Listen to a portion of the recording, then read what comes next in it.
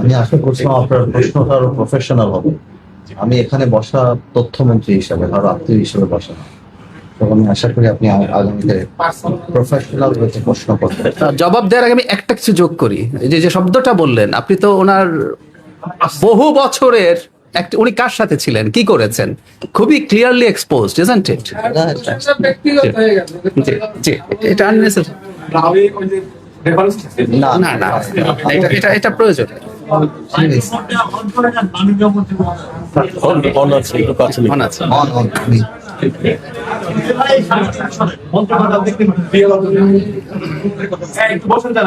আসসালামু আলাইকুম সবাইকে, অনেক অনেক ধন্যবাদ।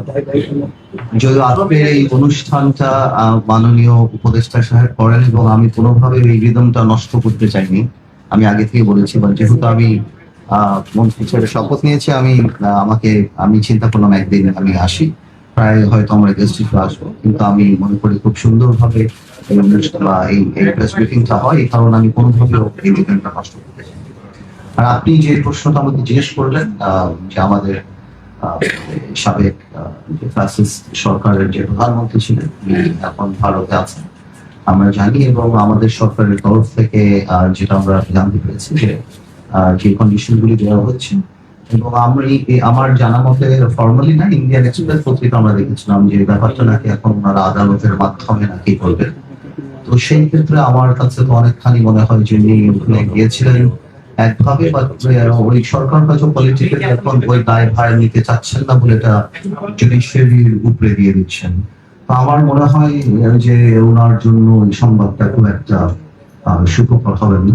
বাট আমাদের তো দাবি একই যে ব্যক্তি, সেটা হলো যে শুধুমাত্র উনি কেন, প্রত্যেককে আমরা ফেরত চাই, যাদের নামে মামলা, যাদের নামে সবকিছু বাংলাদেশের জায়গা থেকে আমরা চাই, যাতে করে জুলাই আন্দোলন থেকে আরম্ভ করে এর আগেও যে ঘটনা হবে সেগুলি সঠিক বিচার হবে। তো সেইভাবেই আমার ধারণা এখন চলছে। যে আপনি কিছু বলতে আছেন? জি জি, আমার শেষ। আচ্ছা আচ্ছা আচ্ছা, শুনতে পাচ্ছি।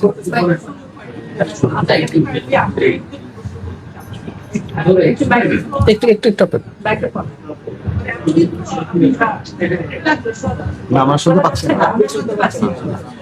প্রথম দিন যেহেতু আপনাকে প্রশ্ন করার সুযোগ পাই, প্রশ্ন করতেই চাচ্ছি, আজকে আসলে সুযোগটা নিচ্ছি। এতদিন টেবিল রো পাশে ছিলেন মন্ত্রী, আপনি এখন এসে ক্ষমতার চেয়ারে আছেন, সেই ক্ষেত্রে এতদিন আপনি ক্ষমতাকে প্রশ্ন করতেন, অনিয়ম নিয়ে প্রশ্ন করতেন। আপনি যে মন্ত্রণালয়ে আছেন, এখানে মত প্রকাশের স্বাধীনতা একটা খুব পরিচিত শব্দ। মানে মত প্রকাশের স্বাধীনতার বিষয়টি সাংবাদিকদের ক্ষেত্রে গত 17 বছর বা ইন্টারভিউর সময় আমরা দেখেছি যে এটা সরকারের পক্ষ দিয়ে সেটা বলতো যে মত প্রকাশের স্বাধীনতা থেকে বিপক্ষে গেলে বলতো না। সেই ক্ষেত্রে আপনি তথ্যমন্ত্রী হিসেবে এই বিষয়টা কিভাবে ডিফাইন করবেন? Number one.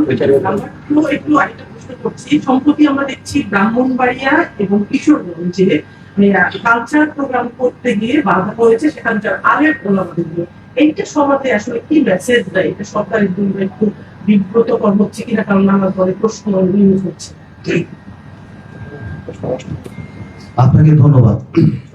দেখুন, গণতন্ত্র বিশ্বাস করাটা আসলে মানসিকতার ব্যাপার, এটা কোনো সিস্টেমের ব্যাপার না, এটা মানসিকতার ব্যাপার। আপনি আপনার বিরুদ্ধে সংবাদ নিতে পারবেন কি পারবেন না, এটা মানসিকতা। আমরা 17 বছর যাবত যেটা দেখেছি সেই মানসিকতাটা ছিল না, সমালোচনা শোনার মানসিকতা ছিল না, এবং সেই কারণেই হয়তো মনে করে দেওয়া হতো যে টিভি চ্যানেল আমরা গিয়েছি, আমাদের পক্ষে কথা বলতে হবে। আপনি ইফ ইউ রিমেম্বার, আগের যে গত 6 মাসে আমাদের তরফ থেকে এবং মাননীয় প্রধানমন্ত্রীর তরফ থেকে এই ধরনের কোনো ইনস্ট্রাকশন বা কোনো মানসিকতার কোনো বহিঃপ্রকাশ আপনারা দেখতে পান। এবং আমি প্রথম দিনও যেটা আমি যখন আমার তথ্য মন্ত্রণালয়ের রেলেভেন্ট সব সিনিয়র মেম্বারদের সাথে মিটিং করি, সেখানেও আমি বলেছি যে আমরা কাউকে নিয়ন্ত্রণ করবো না, আমরা কারো মুখ বন্ধ করে দেবো না, এবং আমি বিশ্বাস করি আপনারা গণতন্ত্রের আরেকটা স্তম্ভ, আপনারা আছেন তাই আমরা এখানে আছি, আমরা আছি তাই আপনারা আছেন, আমরা সবাই মিলে দেশকে এগিয়ে নিয়ে যাবো। এবং আমাদের ওই কোনো মানসিকতা নেই কাউকে বন্ধ করার, কাউকে থামিয়ে রাখার বা এটা।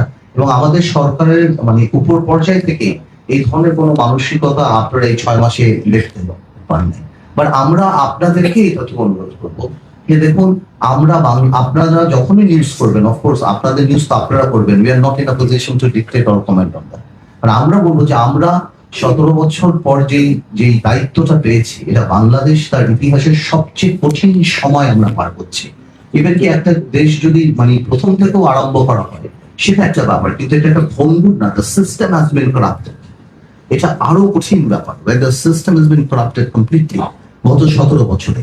সো আপনাদেরও আমাদেরকে সহযোগিতা করতে হবে যাতে করে আমরা ভালো করে করি। আপনি তো নিউজ করতেই পারেন, আজকে বাংলাদেশে 4,500 ইউনিয়ন আছে, 4,500 ইউনিয়নে 9টা করে ওয়ার্ড হলে 36,000 ওয়ার্ড আছে। 36,000 ওয়ার্ডেই কোথাও না কোথাও কোনো না কোনো পেটি ক্রাইম হচ্ছে। আপনি যদি সবটাই পত্রিকার পাতায় নিয়ে আসেন তাহলে তো মানুষ মনে করবে এই দেশে কোনো মানুষ বাস করতে পারছে। তো আমাদেরও যেমন দায়িত্ব, অবশ্যই আপনারা আমাদের সমালোচনা করবেন বস্তুনিষ্ঠ, সেটা কোনো কিছু না, কারণ এটা মাথায় রাখবেন যে এটা কোনো স্বাভাবিক সময় আমরা সরকারের দায়িত্বে আসিনি। আমরা গ্লোবালিও যদি আপনি মনে করেন বা এমনিও বাংলাদেশে যে 17 বছর যে সিস্টেম ছিল, সবকিছু মিলিয়ে আমরা প্রচন্ড একটা সেন্সিটিভ টাইম পার করছি। এবং আমি have to understand we have the same bureaucracy, সেটাও মাথায় রাখতে হবে। I am not saying bureaucracy আমাদেরকে সাপোর্ট করছে না, এইটা না, বাট মাথায় রাখতে হবে যে ওইভাবেও কিন্তু একটা ধারা হয়ে আসছে। যে আমরা নিজেরা আজকে বসে বিটিভি সাথে কথা বলছিলাম যে আমাদের প্রথম রিকোয়েস্টই ছিল আমার আর মাননীয় প্রতিমন্ত্রী যে আমাদের ছবি কিভাবে কম দেখানো যায়। না, আমরা 2 দিন ধরে চেষ্টা করেও এটা আমাদের জন্য ডিফিকাল্ট হয়ে যাচ্ছে যে কোনোভাবে আমাদেরকে জানি না দেখানো যায়, কারণ এই জিনিসটার রীতিটাই এমন ভাবে হয়ে আসছে। তো আমার মনে হয় ইনশাল্লাহ we are in a process.